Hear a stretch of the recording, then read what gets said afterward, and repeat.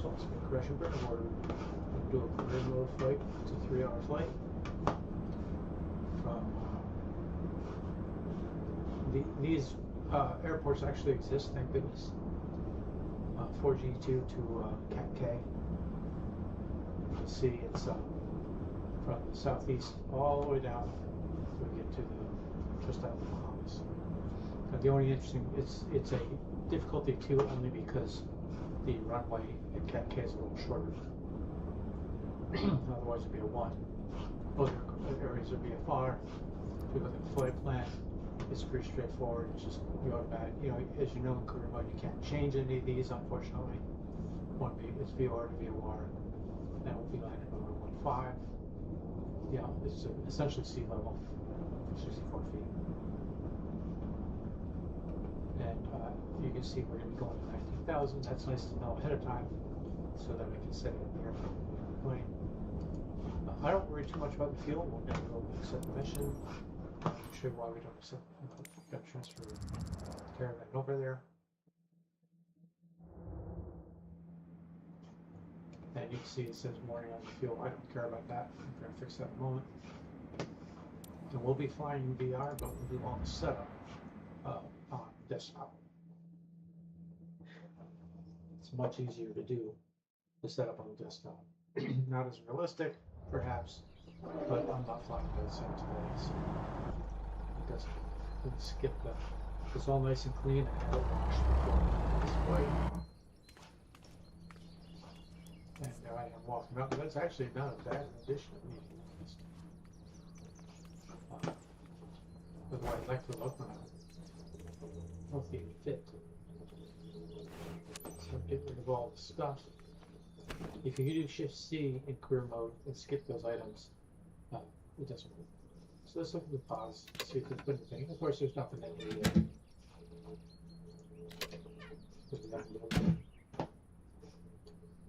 Everything is up in the back. I never actually see if they put anything in the pods, and there's no weight and balance for pods on this system. Good afternoon, Captain. So it's elbow case today. Love its city. And I cut off. I don't like listening to it. So we know what that is. I got it set so I can use it.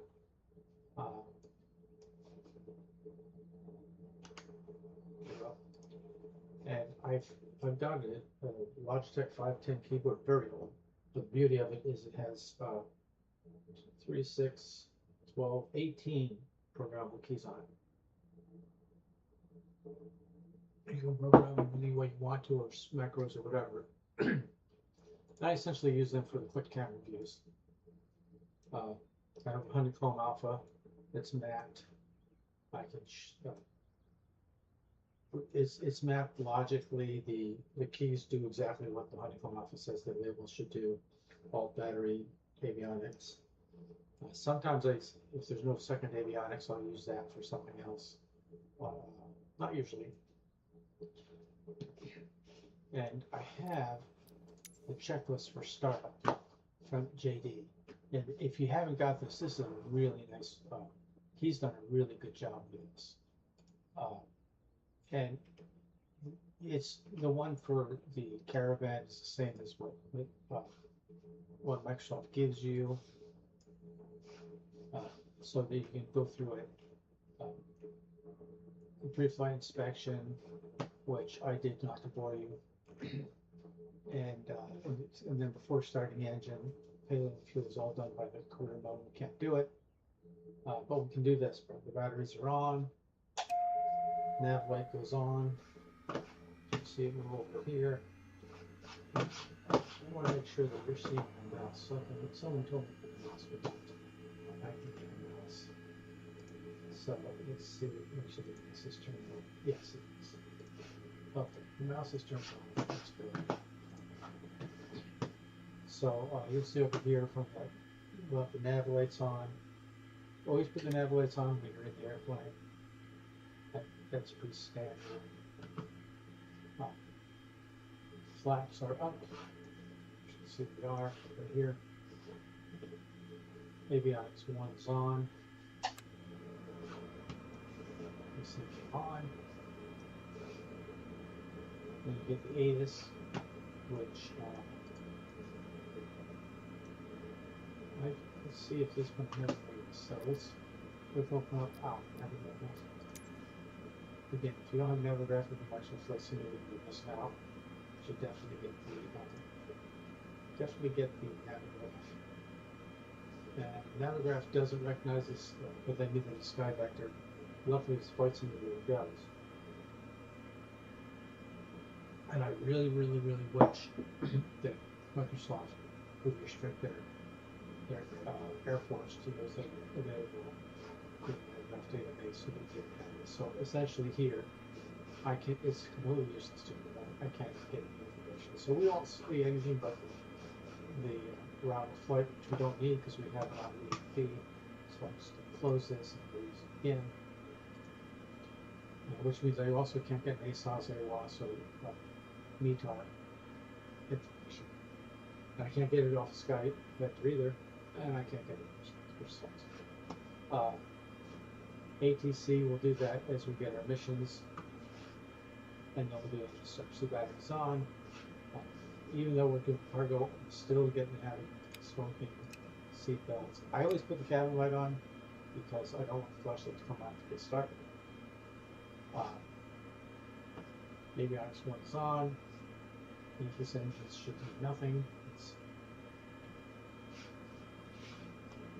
And we're all set correctly.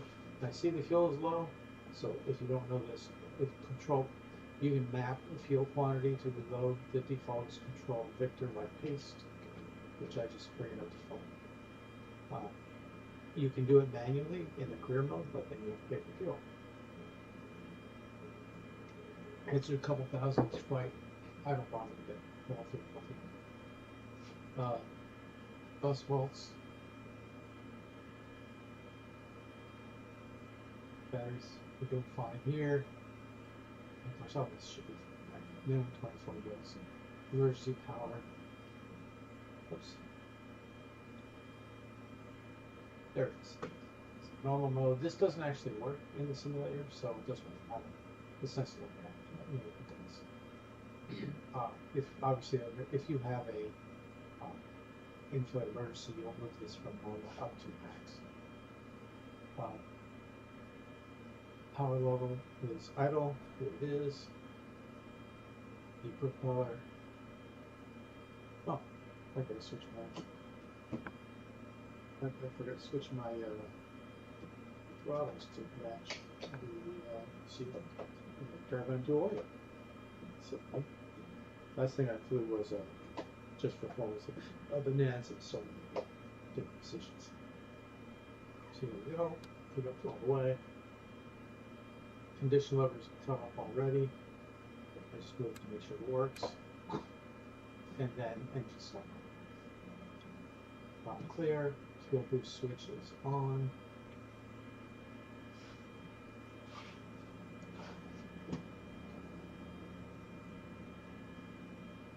There it is. Fuel boost switch is moved to on. Star switch to start. I have that mapped to the ignition switch. So this is mapped to my honeycomb turn signals for my needle, so it keeps them. So I mapped start to start, both to off, and left to motor, and I don't do. And I mapped off and right to motor as well, just so that it has something. And then we want 12, then low idle, and 52. So we come back over here, and return to start.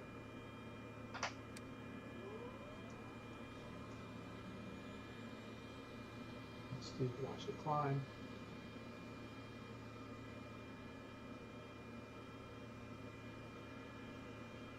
So it's at 12.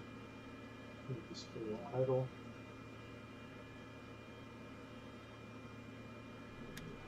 The sensitive cargo containers have good tolerances with turbulence to preserve the cargo. But it's crucial that you keep a smooth yet quick flight. We need you to maintain our high standards of service excellence by moving quickly. That's how we keep everyone satisfied.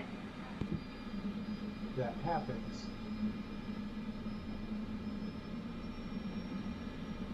And you see it went to 58, so we're going to take the ignition switch. Oh, this is.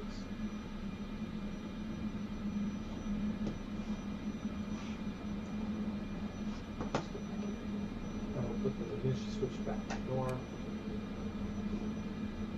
You see my warning lights about gone out. And then look at the after start checklist. So generator, make sure it's on. Which are going back to the honeycomb. Make sure it's 24 volts. We are.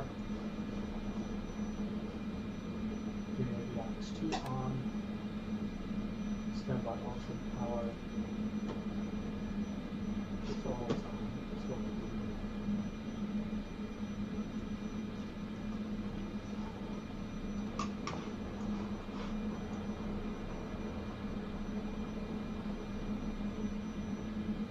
I hate these buttons get screwed up.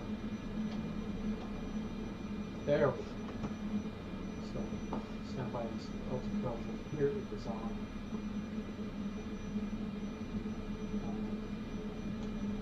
PFD is set, NFD is set for the barometer.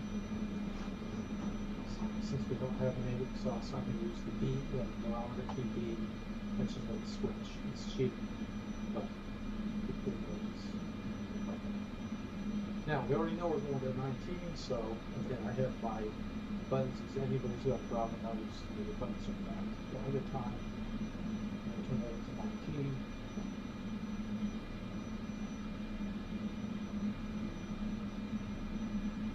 Go. But be sure that GPS, so from there, it didn't tell me where we're texting to. I asked for it, I'm going to hit. So I also mapped my transmit key on the uniform alpha to, in addition to transmit top 1, it's also mapped to 55. So you just hit the button. Transmit button. 4 Golf Echo 2 traffic. Cessna November 84305 is taxiing to runway 29 for Golf Echo 2. There we go. 29%. Let's switch that to 29. That's all set. Now we're going to have a heading set. Now we're going to set our, the next thing we're going to set our autopilots ahead of time. So I already know,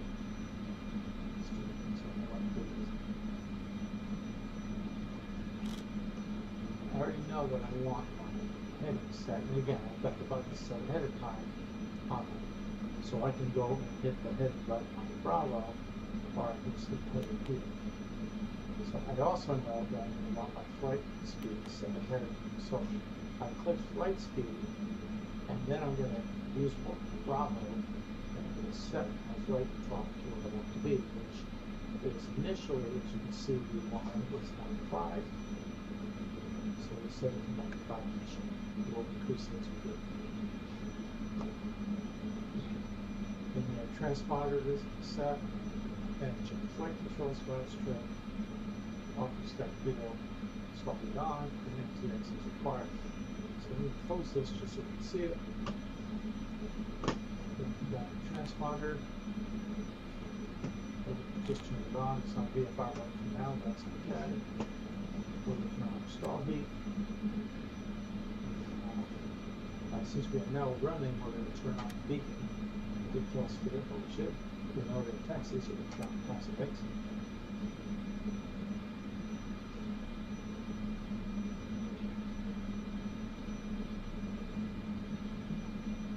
Make sure these are set. Generators on, batteries on. Okay. Fuel boost can go back to normal. Actually, they want to take on. Generators are normal. Ignitions are normal. Stall or stop on it. So we have that set. Now, I don't have a zoom key to this, but it should be in.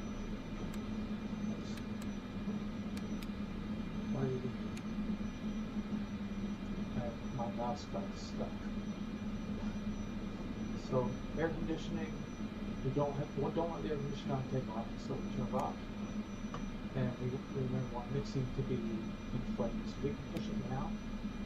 Around this column, but we there, we don't need it here. It can be in lines. So we there, it's good.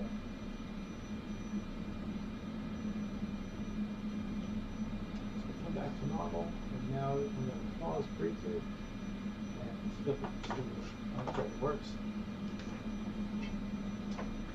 Come over to my headset.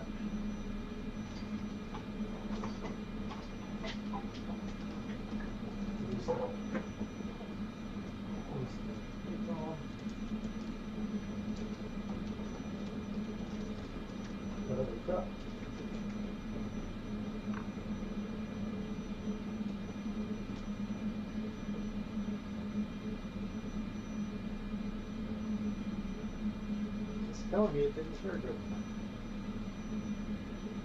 That's sad. Let's see if we get.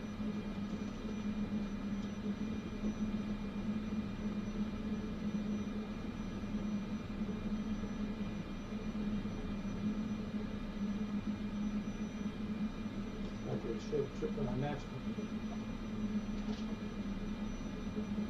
Waiting for the restart.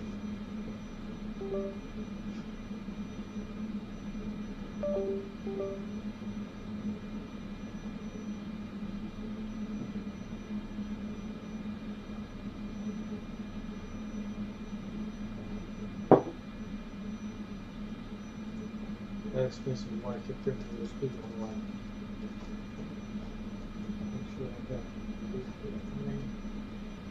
Make sure I have the, so I use virtual desktop for this. I don't use the link cable at all. So it just goes me up.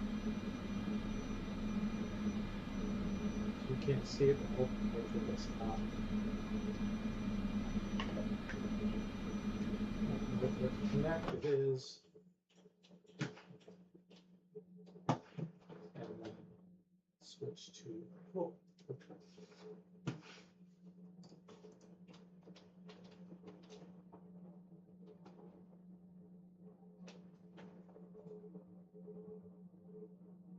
There we go. So virtual mode, and you should see it. Now, some things I do here for you all is, this is where this FS desktop comes in really handy. So I can now turn on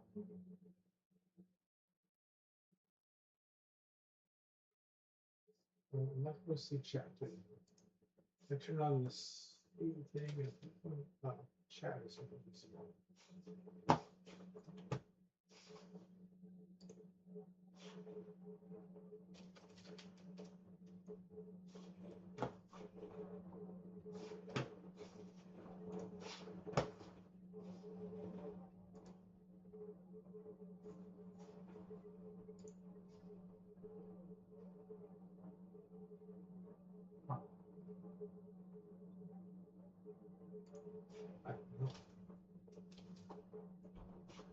Let's get you set up here. So we'll put on.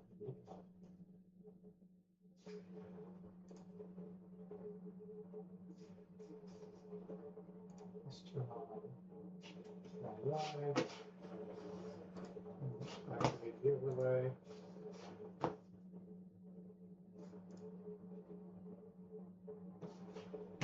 And use that.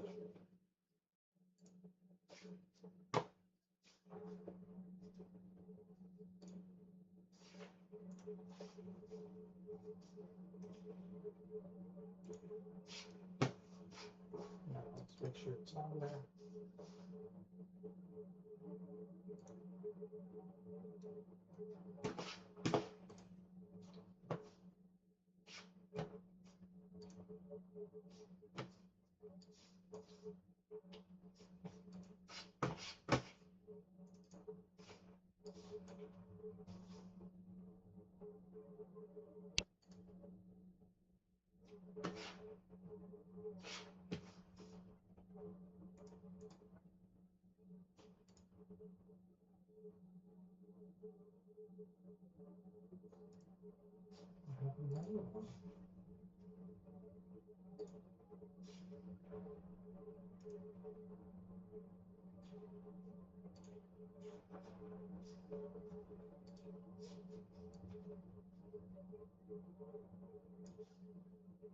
It's not present.